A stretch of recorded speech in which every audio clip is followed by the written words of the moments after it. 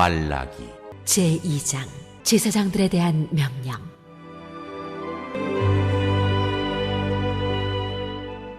한자어, 치우칠, 편자로 시작하는 단어들 중에 널리 쓰이는 용어들을 가나다 순으로 모아보면 다음과 같은 단어들이 있습니다. 먼저 편견은 공정하지 못하여 한쪽으로 치우친 생각을 뜻하고, 편벽은 마음이 한쪽으로만 치우침을 의미합니다.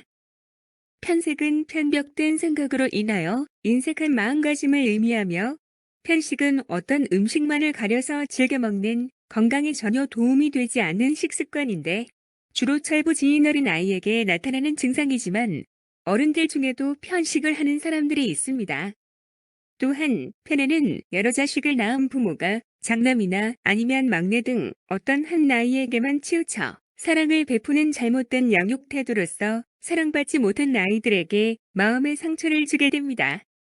그리고 편의는 성질이 편벽된 사람을 지칭하거나 아니면 사람들을 차별하며 어떤 사람에게는 친절하게 대하지만 어떤 사람은 홀대하는 잘못된 교제 방식을 갖고 있는 사람을 지칭하는 단어입니다. 또한 편중은 어떤 것만 치우치게 소중히 여기고 어떤 대상은 함부로 여기는 치우친 자세를 가리키며, 편집은 자신의 편견을 편견이라고 여기지 않으며 고집불통으로 남의 말을 듣지 않음을 뜻하는 말입니다.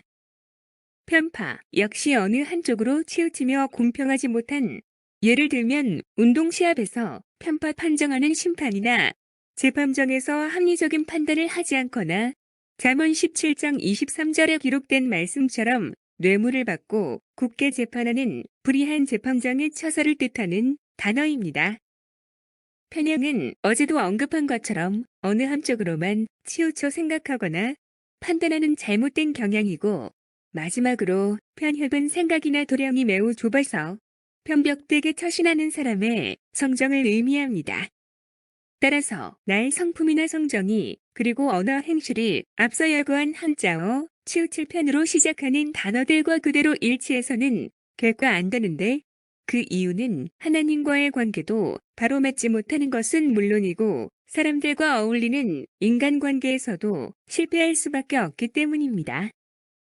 때문에 오늘 인용한 말라기 2장 9절의 말씀에 해당하지 않는 삶을 살도록 과감한 변신을 도모해야 하며, 또한 야고보서 3장 17절과 18절에 기록된 말씀에 의거하여 자신의 성정이나 언어 행실을 바로잡아서 화평으로 심어 의 열매를 거두는 삶을 살아야 합니다.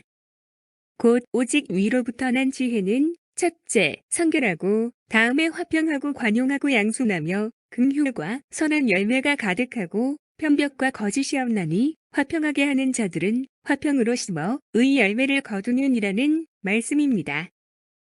사족 같지만 참고로 부연하자면 일정한 방침 아래 여러 가지 자료를 모아 신문, 잡지, 책 등을 만드는 일을 지칭하는 단어, 편집은 편집이 아니라 편집입니다. 아무튼 애청하여 주셔서 고맙습니다. 그리고 오늘도 치우치지 말고 활기찬 삶을 영위하시길 기원합니다. 너희가 내 길을 지키지 아니하고 율법을 행할 때에 사람에게 치우치게 하였으므로 나도 너희로 하여금 모든 백성 앞에서 멸시와 천대를 당하게 하였느니라 하시니라.